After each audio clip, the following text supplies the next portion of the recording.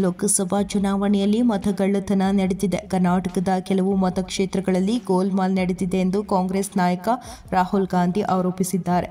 ಮತಗಳ್ಳತನದ atom ಬಾಂಬ್ಗೆ ಸಾಕ್ಷಿ ಬಿಡುಗಡೆ ಮಾಡುವುದಾಗಿ ರಾಹುಲ್ ಗಾಂಧಿ ಹೇಳಿದ್ದಾರೆ. ಮತಗಳ್ಳತನದ ಬಗ್ಗೆ ಆರೋಪ ಹೊರಿಸಿ ತಮ್ಮ ಬಳಿ ಪುರಾವೆಗಳಿವೆ ಎಂದು ಹೇಳುತ್ತಿರುವ ಕಾಂಗ್ರೆಸ್ ಬಳಿ ಯಾವುದೇ ದಾಖಲೆಗಳಿಲ್ಲ ಎಂದು ವಿಧಾನಸಭೆ ವಿರೋಧ ಪಕ್ಷದ ನಾಯಕ ಆರ್ ಅಶೋಕ್ ಅವರು ಸೋಮವಾರ ಹೇಳಿದ್ದಾರೆ. ಸುದ್ದಿಗಾರರೊಂದಿಗೆ ಮಾತನಾಡಿದ ಅವರು, ಮತಗಳ್ಳತನದ ಬಗ್ಗೆ ಆರೋಪ ಮಾಡುತ್ತಿರುವ ಲೋಕಸಭೆಯ ವಿರೋಧ ಪಕ್ಷದ ನಾಯಕ ರಾಹುಲ್ ಗಾಂಧಿ ಬಳಿ ಅಂತಹ ಪ್ರಮುಖ ದಾಖಲೆಗಳಿದ್ರೆ ಜನರ ಮುಂದೆ ಬರುವ ಬದಲು ನ್ಯಾಯಾಲಯವನ್ನು ಸಂಪರ್ಕಿಸಬೇಕಿತ್ತು ಎಂದು ಹೇಳಿದ್ದಾರೆ.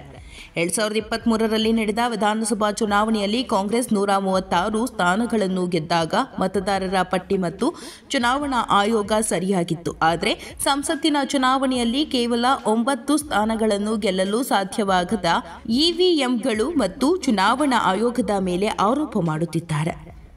ಸಂಸತ್ ಚುನಾವಣೆ ನಡೆದಾಗ ಕಾಂಗ್ರೆಸ್ ಅಧಿಕಾರದಲ್ಲಿತ್ತು. ಎಲ್ಲ ರಾಜಕೀಯ ಪಕ್ಷದ ಏಜೆಂಟ್ಗಳಿಗೆ ಮತದಾರರ ಪಟ್ಟಿಯ ಕರಡನ್ನು ವಿತರಿಸಲಾಯಿತು. ನಂತರ ಅಂತಿಮ ಪಟ್ಟಿಯನ್ನು ಬಿಡುಗಡೆ ಮಾಡಲಾಯಿತು. ರಾಹುಲ್ ಗಾಂಧಿ ಬೆಂಗಳೂರಿನಲ್ಲಿ ಪ್ರತಿಭಟನೆ ನಡೆಸಲಿ, ಅವರ ಬಳಿ ಇರುವ ಯಾವುದೇ ಪರಮಾಣು ಬಾಂಬ್, ಕ್ಷಿಪಣಿ ಅಥವಾ ಮೆಷಿನ್ ಗನ್ ಅನ್ನು ಬೀಳಿಸಲಿ, ಸಮಸ್ಯೆ ಇಲ್ಲ ಎಂದು ತಿಳಿಸಿದರು. 2 ವರ್ಷ ಎಲ್ಲೋ ಇದ್ದ ರಾಹುಲ್ ಗಾಂಧಿ ಈಗ ಚುನಾವಣೆಗೋಸ್ಕರ ಕರ್ನಾಟಕಕ್ಕೆ ಬಂದಿದ್ದಾರೆ. 2,000 ರೈತ ಆತ್ಮಹತ್ಯೆ, ಗರ್ಭಿಣಿಯರ ಸಾವು, ಮೈಕ್ರೋ ಫೈನಾನ್ಸ್ನಿಂದ ಸಾವುಗಳಾದವು, ಆಗೇಕೆ ಬರಲಿಲ್ಲ ಎಂದು ಪ್ರಶ್ನಿಸಿದರು. ಇದೇ ವೇಳೆ ಕಾಂಗ್ರೆಸ್ನ ಚುನಾವಣಾ ಅಕ್ರಮಗಳ ಹೋರಾಟವನ್ನು ಭೂತದ ಕೈಯಲ್ಲಿ ಭಗವದ್ಗೀತೆಗೆ ಹೋಲಿಸಿದರು. ಬಳಿಕ ಕನಕಪುರ ಚುನಾವಣೆಯಲ್ಲಿ ಅಕ್ರಮವಾಗಿದೆ ಎಂಬ ಕಾಂಗ್ರೆಸ್ನ ಆರೋಪಗಳನ್ನು ತಳ್ಳಿಹಾಕಿದ್ದರು. ಅವರು ನಾಳೆ ವಿಧಾನಸೌಧದ ಮುಂದೆ ಕಾಂಗ್ರೆಸ್ ವಿರುದ್ಧ ಹೋರಾಟ ಮಾಡುತ್ತೇವೆ ಎಂದು ಹೇಳಿದರು. ಇದೇ ವೇಳೆ ಕೆಆರ್ಎಸ್ ಅಣೆಕಟ್ಟಿಗೆ ಟಿಪ್ಪು ಸುಲ್ತಾನ್ ಅಡಿಗಲ್ಲು ಹಾಕಿದ್ರು ಎಂದು ಸಚಿವ ಮಹದೇವಪ್ಪ ಅವರ ಹೇಳಿಕೆ ಕುರಿತು ಅಶೋಕ್ ಅವರು ತೀವ್ರವಾಗಿ ಕಿಡಿಕಾರಿದ್ರು. ಶ್ರೀರಂಗಪಟ್ಟಣ ತಾಲೂಕಿನ ಕೃಷ್ಣರಾಜ ಸಾಗರಕ್ಕೆ ಟಿಪ್ಪು ಸುಲ್ತಾನ್ ಸಾಗರ ಎಂದು ಮರುನಾಮಕರಣ ಮಾಡಲು ಕಾಂಗ್ರೆಸ್ ಹುನ್ನಾರ ನಡೆಸುತ್ತಿದೆ. ಇದಕ್ಕೆ ಸಚಿವ ಎಚ್.ಸಿ. ಮಹದೇವಪ್ಪ ಅವರು ಪೀಠಿಕೆ ಹಾಕಿದ್ದಾರೆಂದು ಹೇಳಿದ್ದಾರೆ. ಟಿಪ್ಪು ಸುಲ್ತಾನ್ 1799ರಲ್ಲಿ ಮೃತಪಟ್ಟಿದ್ದಾರೆ. ಕೆಆರ್ಎಸ್ ಜಲಾಶಯದ ನಿರ್ಮಾಣ 1911ರಲ್ಲಿ ಆರಂಭವಾಗಿದೆ. ಬರೋಬ್ಬರಿ 112 ವರ್ಷಗಳ ನಂತರ ಡ್ಯಾಂ ಕಟ್ಟಲಾಗಿದೆ. ಟಿಪ್ಪು ಶಂಕುಸ್ಥಾಪನೆ ಮಾಡಿದ್ರೆ ಆಗಲೇ ಈ ಹೆಸರು ಇಡಬೇಕಿತ್ತಲ್ವಾ?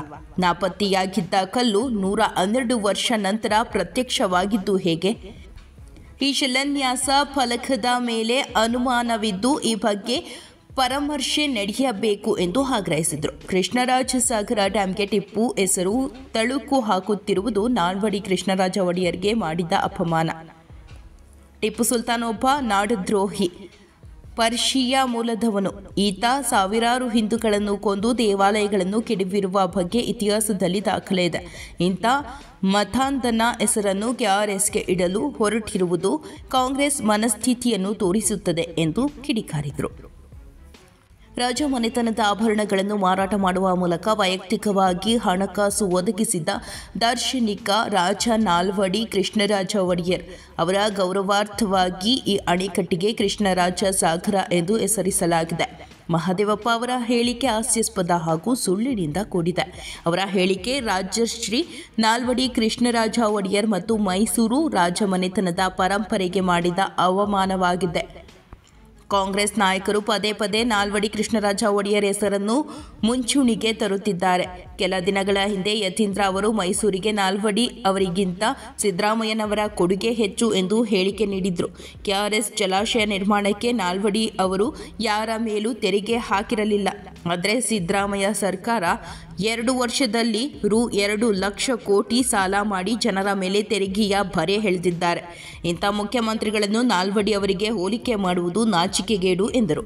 ರಾಜ್ಯದಲ್ಲಿ ಕಾಂಗ್ರೆಸ್ ಗೌರವ ಉಳಿಯಬೇಕಾದರೆ ಕೂಡಲೇ ರಾಜ್ಯದ ಜನತೆ ಒಡೆಯರ್ ಕುಟುಂಬದ ಕ್ಷಮಾಪಣೆ ಕೇಳಿ.